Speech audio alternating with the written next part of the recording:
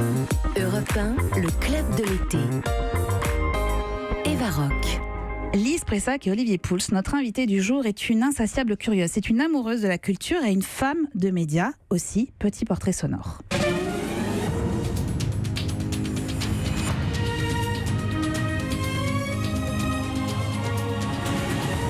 Je suis très gourmand de l'actualité, puisque je pratique le métier de journaliste.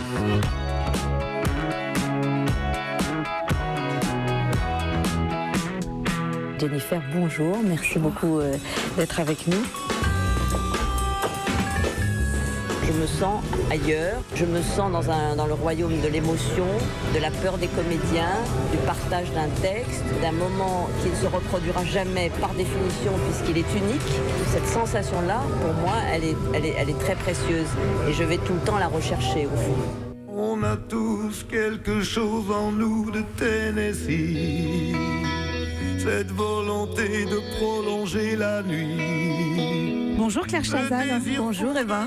Merci infiniment d'être avec nous ce matin, d'avoir accepté d'être notre marraine pour ce club de l'été. Est-ce que vous pouvez nous décrypter ce portrait sonore ? Qu'est-ce que vous avez entendu ?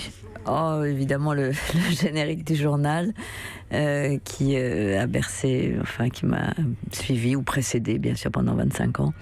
Et en fait j'ai toujours de l'émotion à l'écouter. C'est vrai ? Bien sûr, parce que c'est le moment où il faut se concentrer, c'est le moment où là les lumières s'allument et il faut être en direct.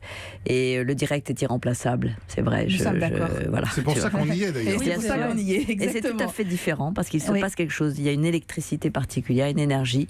Je crois que même les auditeurs d'Europe ou les téléspectateurs le sentent. Et ça évidemment, c'est très important. On a également entendu le générique d'Entrée libre, votre émission sur France 5, qui sera reconduite pour septembre. Tout à fait. On est très heureux.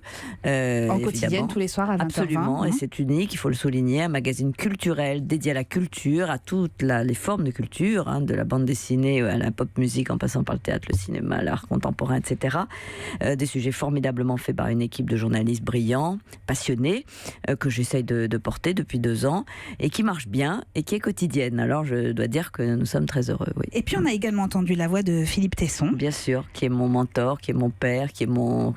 Qui vous a lancé en France écrite, c'est ça ? Voilà, qui m'a en fait fait découvrir le métier, qui m'a donné cette passion du métier, mais instantanément, dès lors qu'il m'a engagée, je me souviens très bien de ce jour de septembre 81, je suis devenue journaliste, enfin j'avais évidemment essayé de faire des papiers avant, et là j'ai senti que c'était ma place, mais il faut dire que j'ai rencontré quelqu'un d'exceptionnel, de libre, d'intelligent, de drôle, et qui m'a donné cet amour du métier. On vous a également entendu parler de théâtre, et on va y revenir bien évidemment, et puis on a entendu aussi un petit bout d'une émission que vous animiez sur Pink TV, et qui s'appelait Je, Nous. Alors je, J-E et slash, j'allais dire hashtag, mais slash, N-O-U-S.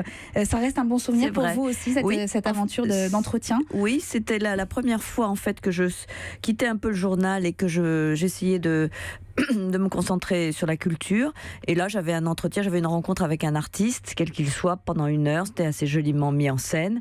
C'était une chaîne importante, bien sûr, une chaîne de la diversité, une chaîne, non pas communautaire d'ailleurs, mais enfin qui était presque militante à l'époque, puisque c'était une chaîne gay, mais qui était évidemment très ouverte. Et j'étais très heureuse d'y participer pendant quelques années.